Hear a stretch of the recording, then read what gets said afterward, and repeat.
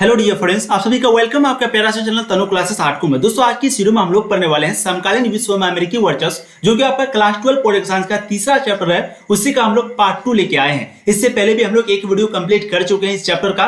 जो भी उन वीडियो को नहीं देखें प्लीज आप लोग जाइए इसी वीडियो के नीचे डिस्क्रिप्शन पे या फिर चैनल का प्लेलिस्ट पे जाकर के आप लोग पहला वीडियो को जरूर देख लीजिए। इस चैप्टर में भी हम लोग अमेरिकी वर्चस्व के बारे में पढ़ने वाले हैं। और जैसे कि आप सबको पता है शीत युद्ध का जो दौर है वो किसके किसके बीच चल रहा था, ये सारा चीज आपको मालूम होना चाहिए। तो शीत युद्ध का दौर जो है वो अमेरिका के बीच और सोवियत संघ के बीच चल रहा था। और जब 1991 में शीत युद्ध का दौर खत्म हुआ तो सोवियत संघ जो है वो टूट गया और टूट करके जो है 15 देशों में बंट गया। ठीक है। और जब सोवियत संघ, क्योंकि उस समय जो है 1991 से पहले अमेरिका जितना ताकतवर था उतना ताकतवर सोवियत संघ भी था, लेकिन क्योंकि सोवियत संघ खत्म हो गया 1991 के बाद, शीत युद्ध खत्म हुआ, सोवियत संघ टूट गया, टोटल 15 देश बन गया, तो अमेरिका का जो दबदबा है वो काफी बढ़ गया क्योंकि सोवियत संघ हो गया खत्म। ठीक है। तो जब अमेरिका का दबदबा बढ़ गया तो ये जो है कहीं ना कहीं दादागिरी करने लगा पूरे दुनिया में। क्योंकि आप सबको पता है, हम लोगों ने कल के वीडियो में भी देखा था कि जब इराक कुवैत पर आक्रमण करता है तो जब आक्रमण किया उसके बाद यूएनओ जो है हुक्म दिया कि जाओ इराक को जाके हटा दो। तो ये जो है इराक को जाके तो हटाया, लेकिन क्योंकि आप सबको पता है 6,60,000 सैनिक जो था उसमें से 75% जो सैनिक है सिर्फ अमेरिका का था। तो इसका मतलब क्या हुआ कि अमेरिका जो है कहीं ना कहीं दादागिरी करने लग गया था। अगर मान लेते हैं कि टोटल जैसे 6,60,000 सैनिक गया तो इसका 5% 10% होना चाहिए था, लेकिन 75% सैनिक सिर्फ इसी का। तो इसका मतलब हुआ कि अमेरिका जो है कहीं ना कहीं वर्चस्व उसका भर गया था और वो दादागिरी करने लगा था पूरे दुनिया में। तो इसी चैप्टर में हम लोग अमेरिका के बारे में पढ़ते हैं। ठीक है। एक बार हम लोग फटाफट रिवीजन कर लेते हैं कि हम लोगों ने कल की वीडियो में क्या क्या पढ़ा था, फिर हम लोग चैप्टर की शुरुआत करते हैं। और जैसे कि आप सबको पता है, जो सबसे पहला पॉइंट था वो था कि इराक जो है कुवैत पर आक्रमण करता है। कब करता है? 1990 में। और ये जो इराक कुवैत पर आक्रमण करता है उसके बाद फिर जो है आपका अमेरिका उस पर जाके उल्टा आक्रमण करता है। किस पर? इराक पर। क्योंकि यूएनओ का ऑर्डर आता है कि जाओ इराक को जाके हटा दो, वो जबरदस्ती जाके कुवैत पर कब्जा कर लिया है तो उसको जाके हटा दो। ठीक है। तो इसी युद्ध को हम लोग बोलते हैं प्रथम खाड़ी युद्ध। क्या बोलते हैं? First gulf war. तो अगर आपको पूछा जाए प्रथम खाड़ी युद्ध यानी कि फर्स्ट गल्फ वॉर क्या है, तो आपको इसी का डेफिनेशन लिख देना है कि इराक के द्वारा कुवैत पर आक्रमण होता है, फिर जो है यूएनओ ऑर्डर देता है, फिर अमेरिका या फिर बोल सकते हैं कि यूएनओ के द्वारा सभी यानी कि इराक को हटाया जाता है। बस इसी युद्ध को बोलते हैं प्रथम खाड़ी युद्ध। और एक चीज ध्यान रखिएगा, इसी को हम लोग कंप्यूटर युद्ध भी बोलते हैं। क्या बोलते हैं? कंप्यूटर युद्ध। तो आपको प्रश्न पूछा जाएगा कि प्रथम खाड़ी युद्ध को क्या कहा जाता है, तो ऑप्शन में रहेगा कंप्यूटर युद्ध। आपको कंप्यूटर युद्ध लगाना है। अच्छा, कंप्यूटर युद्ध नाम क्यों पड़ा? क्योंकि इसमें जो है अमेरिका के द्वारा स्मार्ट बमों का जो टेक्नोलॉजी से बना हुआ जो बम था उसी का प्रयोग किया गया था, इसीलिए इसको कंप्यूटर युद्ध भी बोला जाता है। ठीक है। इसमें टोटल 6,60,000 सैनिक था, जिसमें से 75% जो सैनिक है वो सिर्फ अमेरिका का था। ये चीज आपको ध्यान रखना। आज हम लोग जो आपका प्रथम खाड़ी युद्ध था तो उसी का हम लोग दूसरा यानी कि दूसरा खाड़ी युद्ध के बारे में आज हम लोग पढ़ने वाले हैं। ध्यान रखिएगा, प्रथम खाड़ी युद्ध को ही हम लोग कंप्यूटर का युद्ध बोलते हैं, कंप्यूटर युद्ध बोलते हैं। अच्छा, क्लिंटन के बारे में भी आप लोग को पढ़ा चुके थे, पार्ट 1 में जाके देख लीजिएगा। क्लिंटन जो है एक राष्ट्रपति था अमेरिका का, इसके बारे में भी हम लोग बहुत अच्छे से पढ़ चुके हैं। चलिए, आज का जो वीडियो है काफी इंपॉर्टेंट है। इसमें हम लोग बहुत ही इंपॉर्टेंट टॉपिक के बारे में पढ़ने वाले हैं। तो मेरी बातों को सिर्फ ध्यान से सुनिएगा, आपको 100% बहुत मजा आने वाला है इस चैप्टर में। ठीक है। चलिए, तो आज जो है हम लोग पार्ट 2 शुरू करेंगे। पार्ट 2 में हम लोग पढ़ेंगे इराक पर आक्रमण। इराक पर अब जो आक्रमण हुआ उसके बारे में देखेंगे, क्योंकि सबसे पहले आप लोगों ने देखा कि इराक जो है वो कुवैत पर कब्जा कर लिया था और उसके बाद फिर अमेरिका आया, फिर इराक पर भी हमला हुआ। तो ये हमला कैसे क्या क्या हुआ इसको थोड़ा सा देखते हैं। देखिए, सबसे पहला पॉइंट है आपका, अमेरिका ने एक ऑपरेशन जिसका नाम था ऑपरेशन इराकी फ्रीडम। क्या नाम था? Operation Iraqi freedom. यानी कि ऑपरेशन था इसका कि इराक का जो है आजादी चाहिए, इराक से आजादी चाहिए। तो अमेरिका ने जो है एक ऑपरेशन चलाया जिसका नाम रखा ऑपरेशन इराकी फ्रीडम। इसके अंतर्गत इराक पर 19 मार्च 2003 को हमला किया। हालांकि यूएनओ ने जो है इसकी इजाजत नहीं दी थी। देखिए, यहीं पे वैलिड पॉइंट है। अमेरिका का जो है दादागिरी यहीं से शुरू होता है। यानी कि अमेरिका को कोई भी यूएनओ कोई भी उसको ये नहीं कहा था कि जाके तुम इराक पर हमला करो, लेकिन अमेरिका ने अपनी मनमर्जी से क्या किया, एक ऑपरेशन चलाया जिसका नाम रखा ऑपरेशन इराकी फ्रीडम, यानी कि अभियान चलाया जिसका नाम क्या रखा? Operation Iraqi freedom. और इसके अंतर्गत 19 मार्च 2003 को जो है वो इराक पर हमला कर दिया। अब देखिए, इस आक्रमण में अमेरिकी अगुवाई वाले जो थे कोलिशन ऑफ विलिंग्स में 40 से भी अधिक देश शामिल हुए। ठीक है। तो ये जो आक्रमण था तो अमेरिका के द्वारा जो किया जा रहा था, इसमें लगभग 40 देश से भी अधिक जो है इसमें शामिल हुए थे। क्या इसका नाम क्या रखा गया था? Collision of विलिंग्स। क्या नाम रखा था? Collision of विलिंग्स। तो इसमें टोटल 40 से भी ज्यादा देश शामिल हुए थे। अमेरिका के इराक पर हमला का मुख्य उद्देश्य वहां की तेल भंडार पर कब्जा करना था। और अमेरिका जो है इराक पर जब हमला किया तो इसका मुख्य उद्देश्य क्या बताया गया कि अमेरिका जो है इराक का जो भी तेल भंडार था उस पर कब्जा करना था। क्योंकि आप सबको पता है मिडिल ईस्ट जो है, यानी कि मिडिल ईस्ट में जितने भी मुसलमान कंट्री है, सबसे ज्यादा जो तेल है वहीं से मिलता है। हम लोग लास्ट का जो चैप्टर आएगा आपका इसका पॉलिटिकल साइंस का, उसमें हम लोग पढ़ेंगे भी कि तेल का जो है भंडार बहुत ज्यादा है। कहां पर? अरब देश में हो गया, इराक, यानी कि जो मिडिल ईस्ट देश है, मिडिल ईस्ट जो कंट्री है, ठीक है, यानी कि दुनिया के जो बीच के कंट्री है। तो अमेरिका का जो उद्देश्य था वो यही था कि वहां का जो तेल भंडार है उस पर जाके कब्जा करें, इसीलिए अमेरिका जो है उस पर हमला किया था, ठीक है। लेकिन अमेरिका ने इराक पर सामूहिक संहार के हथियार यानी कि वेपन्स ऑफ मास डिस्ट्रक्शन बनाने का आरोप लगाकर यूएनओ की अनुमति बिना हमला कर डाला। और अमेरिका जो है उसका उद्देश्य था कि वहां पर जो भी तेल है, जो भी तेल का भंडार है, उस पर जाके कब्जा करें। लेकिन दुनिया को बताया, यूएनओ को क्या बताया कि नहीं, ये लोग जो है सामूहिक संहार के हथियार, यानी कि ये लोग वेपन रख रहे हैं, हथियार रख रहे हैं, बस इसी के खिलाफ हमको ये कार्रवाई करना पड़ रहा है, ठीक है। यूएनओ को ये चीज बताया और यूएनओ को अनुमति नहीं लिया, लेकिन बाद में सफाई क्या दिया कि ये लोग हथियार रखता था, इसीलिए हम जाके इस पर हमला कर दिए। लेकिन उसका मकसद क्या था? उसका मकसद था तेल पर कब्जा करना। तो यही अमेरिका का दादागिरी था, ठीक है। जब बाद में जांच किया गया तो इराक में हथियार बनाने का कोई भी सबूत नहीं मिला, और जब बाद में इसका मतलब कि ये करने लगा, यानी कि जब जांच पड़ताल करने लगा तो कोई भी इराक में कोई भी हथियार वगैरह नहीं मिला। और फिर पता चला हम लोग को कि अमेरिका जो है जबरदस्ती का जाकर के वहां पर हमला किया था, सिर्फ तेल को कब्जा करने के लिए। अब इसका परिणाम क्या हुआ? हमला तो किया, परिणाम को देखते हैं। मौजूदा सरकार अर्थात सद्दाम हुसैन की सरकार चंद दिनों में चली गई। और उस समय इराक में जो सरकार थी, ये भी ध्यान रखिएगा, सबसे पहली बात ये पॉइंट को आपको ध्यान रखना है कि हमला कब हुआ था? 19 मार्च 2003 को। कब हुआ था? 19 मार्च 2003 को हुआ था, 19 मार्च 2003 को, ठीक है। तो 19 मार्च 2003 को जो है इराक का उस समय सरकार कौन थे? सद्दाम हुसैन। तो सद्दाम हुसैन की जो सरकार थी वो चंद दिनों में, यानी कि कुछ ही दिनों में चली गई, ठीक है। इसका परिणाम हुआ, इस युद्ध का परिणाम यही हुआ कि उसकी सरकार जो है कुछ ही दिन में खत्म हो गई। दूसरा परिणाम हुआ, इराक में लोगों को अमेरिका के खिलाफ गुस्सा काफी बढ़ गया और पूर्ण रूप से विद्रोह हो उठा। यानी कि इराक में जो है जो भी लोग थे वो अमेरिका का काफी खिलाफ हो गए, काफी ज्यादा, ठीक है, और पूर्ण रूप से विद्रोह करने लगे। उसके बाद इस आक्रमण में अमेरिका के 3000 सैनिक मारे गए, वहीं इराकी सैनिक बहुत ज्यादा संख्या में मारे गए थे, ठीक है। और ये जो आक्रमण किया था अमेरिका के द्वारा, तो इसमें जो है अमेरिका का टोटल 3000 सैनिक मारा गया, लेकिन इराकी सैनिक बहुत ही ज्यादा संख्या में मरे थे, लेकिन जिसका आंकड़ा यहाँ पर आपके सिलेबस में नहीं दी गई है। अब चौथा पॉइंट है आपका, एक रिपोर्ट के मुताबिक अमेरिकी हमले के बाद लगभग 50,000 आम जनता मारे गए थे। अब यहीं से आप अनुमान लगा सकते हैं कि इसका सिर्फ 3000 सैनिक मरा था, और आम जनता जो है वो सिर्फ आम जनता, इराक का सिर्फ आम जनता, वो कितना मरा था?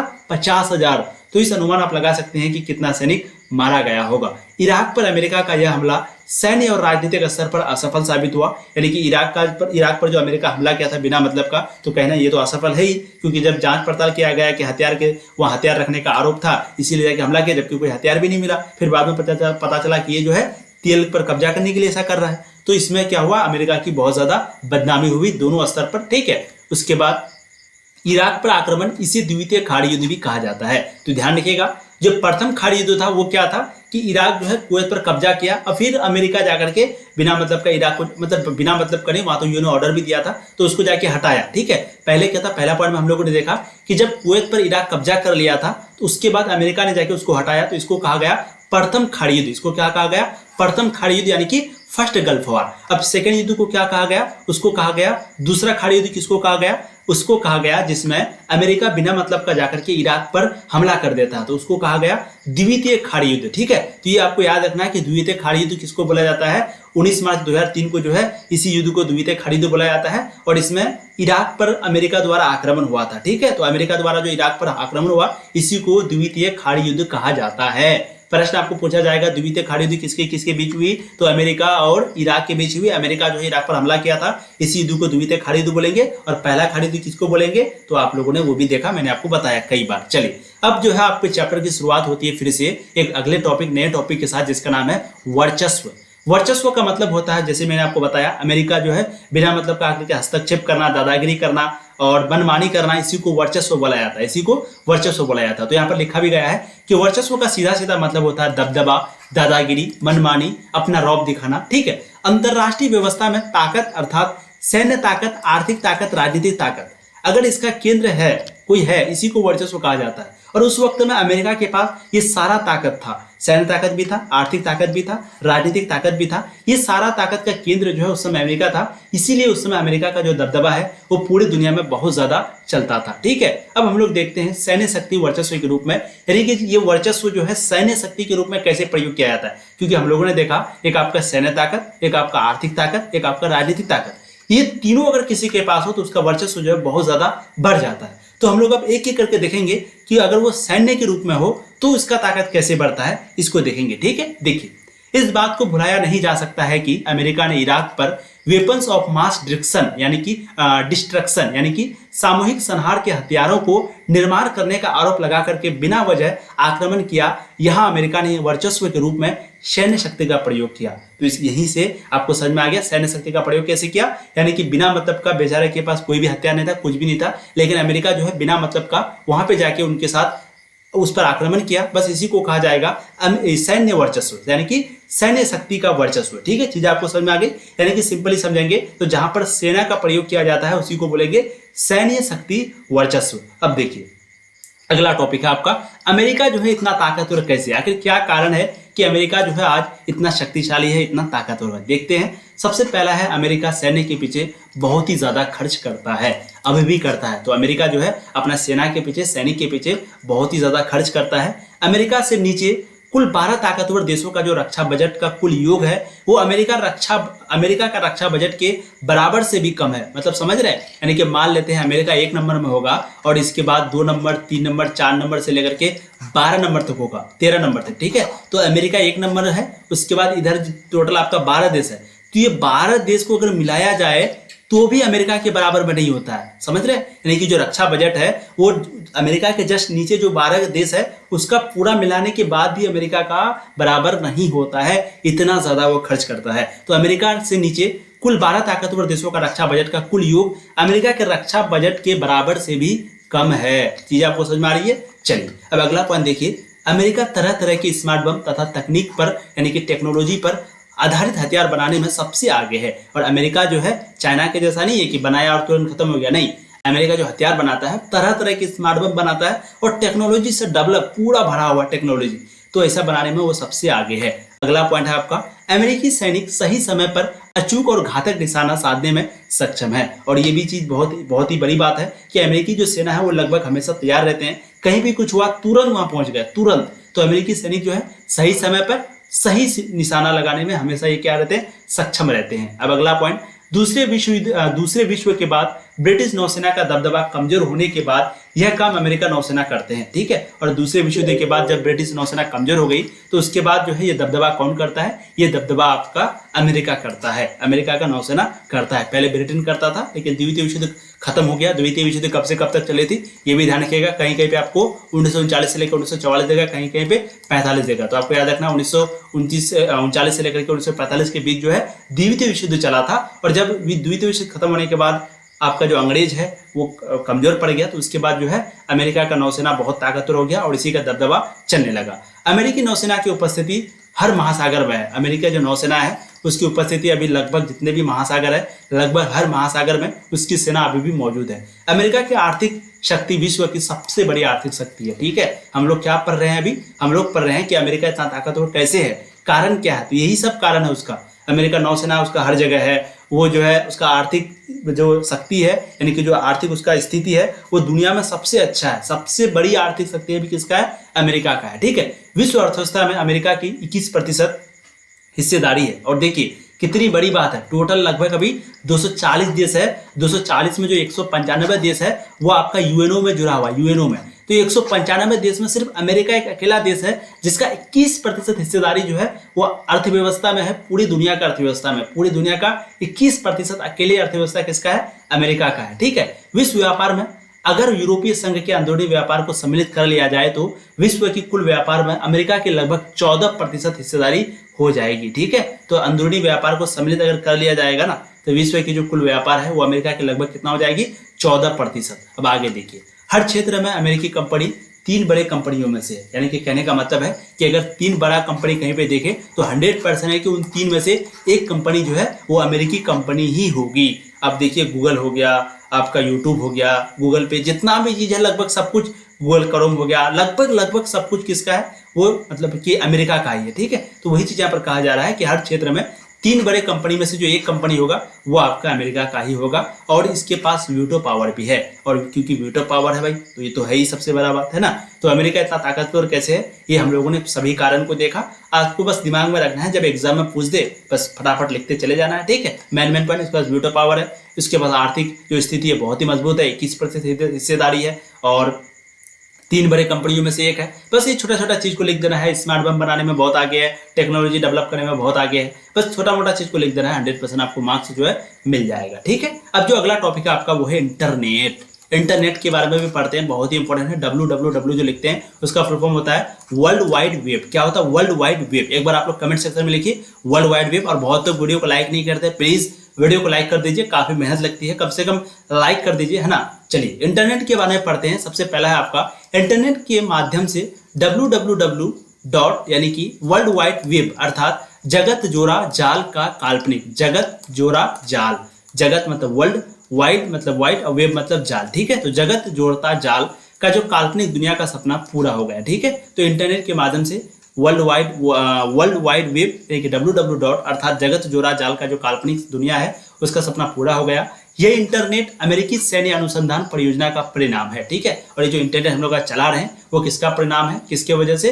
अमेरिकी सैन्य अनुसंधान परियोजना का ये परिणाम है। 1950 में यह परियोजना की शुरुआत की गई थी, और 1950 में जो है ये परियोजना की शुरुआत की गई थी। ठीक है, उसके बाद इंटरनेट उपग्रहों में अधिकांश उपग्रह अमेरिका का है। ठीक है, और इंटरनेट का जितना भी सैटेलाइट है, जितना भी उपग्रह है, तो उन सभी उपग्रहों में से सबसे ज्यादा जो उपग्रह है वो किसका है? अमेरिका का है। यानी कि नंबर 1 में उपग्रह छोड़ने में सबसे आगे इंटरनेट का जो उपग्रह है उसको छोड़ने में सबसे आगे कौन है? अमेरिका है। ठीक है, अब चीजें आपको समझ में आ रही है। यहाँ पर हम लोगों ने क्या पढ़ा, इंटरनेट के बारे में पढ़ा। उसके बाद अब देखते हैं आपका है ब्रेनवुड्स प्रणाली। ब्रेनवुड्स प्रणाली क्या होता है? यह प्रणाली जो है डॉलर को अंतरराष्ट्रीय करेंसी में बनाने वाली प्रणाली है। इसी प्रणाली ने अमेरिकी को विश्व की सबसे बड़ी महाशक्ति बनाया है। अमेरिका द्वारा स्थापित यह प्रणाली आज विश्व अर्थव्यवस्था का बुनियादी ढांचा के रूप में कार्य कर रही है। तो चीजें आपको समझ में आ गई। ब्रेटन वुड्स प्रणाली क्या होता है? यह प्रणाली जो है डॉलर को अंतरराष्ट्रीय करेंसी बनाने वाली प्रणाली है। ठीक है, और इस प्रणाली में अमेरिका को विश्व की सबसे बड़ी महाशक्ति बनाया गया है। चीजें आपको समझ में आ रही है। चलिए अब हम लोग देखते हैं MBA। जो आपका नेक्स्ट टॉपिक है वो क्या है? MBA, जिसको हम लोग फुल फॉर्म बोलते हैं मास्टर ऑफ बिजनेस एडमिनिस्ट्रेशन। क्या बोलते हैं? Master of business administration. ये जो है आपका एक प्रकार का पढ़ाई है। पहले BBA करना पड़ता है, उसके बाद फिर आपका MBA होता है। जैसे आप लोग BA करेंगे उसके बाद फिर MA करेंगे। ठीक है, तो वैसे ही आपका एक BBA होता है फिर MBA होता है। तो MBA का फुल फॉर्म है मास्टर ऑफ बिजनेस एडमिनिस्ट्रेशन। देखिए 1881 ईस्वी में दुनिया का पहला बिजनेस स्कूल यूनिवर्सिटी जो है वो कहाँ पर खोला गया? नाम देखिए, पेंसिल्वेनिया में वाहर्टन स्कूल के नाम से खुला। ठीक है, तो ये जो MBA है यानी कि ये जो स्कूल है 1881 ईस्वी में दुनिया का जो पहला बिजनेस स्कूल है वो कहाँ पर खोला गया था? यूनिवर्सिटी पेंसिल्वेनिया में वाहर्टन स्कूल के नाम से इसको खुला। ठीक है, MBA की शुरुआती पाठ्यक्रम 1900 से प्रारंभ हुआ, और MBA का जो शुरुआती जो पाठ्यक्रम है वो 1900 से शुरू हुआ। अमेरिका के बाहर के देशों में भी MBA की पढ़ाई 1950 के बाद ही शुरू हुई। ठीक है, और अमेरिका के बाहर के जो देश थे वहां पर भी जो MBA की स्टडी है, जो पढ़ाई है, वो 1900 के बाद ही शुरू हो पाई। अब आगे देखते हैं हम लोग सांस्कृतिक वर्चस्व। देखिए हम लोगों ने पहले सैनिक वर्चस्व को देखा, कैसे कैसे सेना का प्रयोग करता है। ठीक है, अब हम लोग देखेंगे सांस्कृतिक वर्चस्व, जो कि आपके लिए काफी इंपॉर्टेंट है। यहाँ पर देखिए ऊपर में आपको सिर्फ ये ध्यान रखना होगा कि ये जो MBA की जो शुरुआत है वो मतलब कि 1900 से, इसकी जो पाठ्यक्रम की शुरुआत है वो कब से हुई थी? 1900 से। ठीक है, और 1881 में यानी कि जस्ट 19 साल पहले दुनिया का पहला जो बिजनेस स्कूल यूनिवर्सिटी है, बिजनेस से जो, क्योंकि MBA में हम लोग बिजनेस स्टडी ही करते हैं, बिजनेस नाम भी है मास्टर ऑफ बिजनेस एडमिनिस्ट्रेशन। ठीक है, उसी तरह BBA आपका, तो हम लोग इसमें जो है बिजनेस के बारे में पढ़ाई करते हैं। जो सबसे पहला आया था वो कहाँ पर था? तो अमेरिका में आया था। बस ये दिखाने का मकसद है। यूनिवर्सिटी पेंसिल्वेनिया में, नाम क्या था? वाहर्टन स्कूल। क्या नाम था? वाहर्टन स्कूल। ठीक है, इसके नाम से खुला था। और MBA की जो पाठ्यक्रम की शुरुआत है वो 1900 से शुरू हो गए थे, और बाद में फिर 1950 में लगभग पूरी दुनिया में और भी देशों में फैल गई थी। अब हम लोग सांस्कृतिक वर्चस्व के बारे में पढ़ते हैं। तो जैसे वर्चस्व के बारे में हम लोगों ने देखा, दबदबा या फिर दादागिरी या फिर बिना मतलब का जाके हस्तक्षेप करना, यानी कि दूसरे का काम में जाके टांग अड़ाना, दखल देना। ठीक है, तो वही है वो आपका वर्चस्व, जो कि अमेरिका कर रहा था, अभी भी कर रहा है बहुत जगह। तो ये वर्चस्व जो है अब सांस्कृतिक रूप में आ गया। कैसे? इसको देखते हैं। कमजोर देश जो शक्तिशाली देशों के नियंत्रण में थे, यानी कि जो कमजोर देश जो भी था, तो जो भी शक्तिशाली देश उस पर जाकर राज कर रहा था, ठीक है, तो उन पर शक्तिशाली देश की संस्कृति का भी प्रभाव पड़ता है। अब एक एग्जाम्पल लेते हैं, जैसे यहाँ पर भारत की बात करें तो भारत जो है वो किसके कंट्रोल में था? इंग्लैंड के कंट्रोल। इंग्लैंड आकर के यहाँ पर राज करता था, ठीक है, अंग्रेज जो है यहाँ पे आके राज करता था। तो जैसे ये जो हम लोग जींस पैंट वगैरह पहन रहे हैं और जो यूरोप का जो कल्चर है वो ले रहे हैं, तो वो कहाँ से ले रहे हैं? वो हम लोग इंग्लैंड से ले रहे हैं। मतलब हम लोग का जो संस्कृति है वो कुछ अलग था, हम लोग का जो भी हम लोग का वो है वो बिल्कुल अलग था। लेकिन क्योंकि वो लोग यहाँ पर आके राज किया और वो लोग अपना ओढ़ना पहना अपना दिखाया, उसके बाद हम लोग भी जो है उधर चले गए। अभी हम लोग भी पैंट पहनने लगे, हम लोग भी, मतलब कि लड़कियां तो और भी ज्यादा एडवांस कर गई, अभी छोटे छोटे कपड़े पहनते हैं। तो कहीं ना कहीं ये चीज कहाँ से हम लोगों को मिला? ये चीज मिला हम लोगों को अंग्रेजों से, ठीक है। तो कमजोर देश जो शक्तिशाली देशों के कंट्रोल में होते हैं, नियंत्रण में होते हैं, उन पर शक्तिशाली देश की जो संस्कृति है उसका भी प्रभाव पड़ता है। तो ये हो गया आपका सांस्कृतिक वर्चस्व। कितनी बड़ी बात है, बहुत ही बड़ी बात है डीपली पर सोचने पर। अब अगला पॉइंट है आपका, शक्तिशाली देश अपनी संस्कृति के अनुसार सांस्कृतिक सामग्री तैयार करता है। जो भी शक्तिशाली देश होता है वो क्या करता है, उसका जो संस्कृति होता है, क्योंकि भाई वो सबसे पहली बात वो शक्तिशाली है, उसका तो बोलबाला चलेगा ही। तो शक्तिशाली देश क्या करता है, अपनी संस्कृति के अनुसार जो है सांस्कृतिक सामग्री तैयार करता है और उसे अपने अधीन देशों के बाजारों में बेचता है। जैसे जींस पैंट पहनना पश्चिमी देशों की संस्कृति की देन है। आपको चीजें समझ में आ रही है? यानी कि ये जो शक्तिशाली देश है वो अपने संस्कृति के अनुसार भी अपना सामग्री तैयार करता है, अपना पैंट तैयार किया, अपना बैग तैयार किया, अपना टाई तैयार किया। फिर ये क्या करता है, जो भी देश इसके कंट्रोल में रहते हैं, जो भी देश पे जाके राज करता है, जो भी देश इसका गुलाम होता है, वहां जाता है, उनके बाजार में जाता है और ये अपना सामग्री को वहां पर जाकर के बेचता है। जैसे कि एग्जाम्पल दिया गया है, जींस पैंट जो है ये पहनना हम लोगों ने पश्चिमी देशों से ही सीखा था, ठीक है, पश्चिमी देशों से जींस पैंट पहनना सीखा था। अब अगला पॉइंट है, अमेरिकी संस्कृति पर लुभावनी है। अमेरिकी संस्कृति जो है वो बड़ी लुभावनी है और इसी वजह से ये ज्यादातर ताकतवर भी है। यानी कि सिंपली कहने का मतलब ये है, जहां पर आपको अगर कहे कि हम आपको 1 करोड़ टका दे रहे हैं, आप जाके अय्यासी करो, तो आप 100% करेंगे। लेकिन वहीं पे आपको कहेंगे कि आपको 1 करोड़ टका दे रहे हैं, आप जाकर के जो है क्या कहता है, मतलब कुछ ऐसा काम करो जो कि आपका तकलीफ वाला हो। मान लेते हैं आपको बोलेंगे जाकर के आप पहाड़ फोड़ो, हम आपको 1 करोड़ रुपया दे रहे हैं, आप जाकर के पहाड़ फोड़ो, तो आप वहां पर थोड़ा सा सोचेंगे जाएं नहीं जाएं, क्यों जाएं। लेकिन बोलेंगे 1 करोड़ टका देते हैं, जाकर के तुम क्या करो, अय्यासी करो, यानी कि जाकर के तुम घूमो फिरो, कपड़ा पहनो वगैरह। तो अमेरिका ना कहीं ये चीज अमेरिका के अंदर में है। यानी कि उसकी जो संस्कृति है वो बहुत ही लुभावनी है। वो इतनी, मतलब ये है कि आप अगर उसको देखेंगे तो लगेगा भाई ये लोग का जिंदगी, हम लोग का क्या है, मतलब तरक्की तो ये लोग कर रहा है, बस हम लोग भी सोचते हैं कि नहीं हम लोग भी ये लोग के जैसा बन जाते हैं, ठीक है। तो ज्यादातर ताकतवर इसीलिए जो है वो ज्यादातर ताकतवर है, उसका संस्कृति जो है वो काफी अट्रैक्टिव है। अब अगला पॉइंट है, वर्चस्व का यह सांस्कृतिक पहलू है जहां जोर जबरदस्ती से नहीं बल्कि रजामंदी से बात को मनवा ली जाए। रजा मतलब यानी कि रजामंदी मतलब जोर जबरदस्ती आपके साथ नहीं किया जाएगा, आप खुद ब खुद उसको देख करके जो है उसके तरफ चले जाएंगे, उसके तरफ अट्रैक्ट हो जाएंगे। सोवियत संघ की पूरी पीढ़ी के लिए नीली जींस अच्छे जीवन का प्रतीक बन गया। यहाँ अमेरिका सांस्कृतिक प्रभुत्व के दायरे में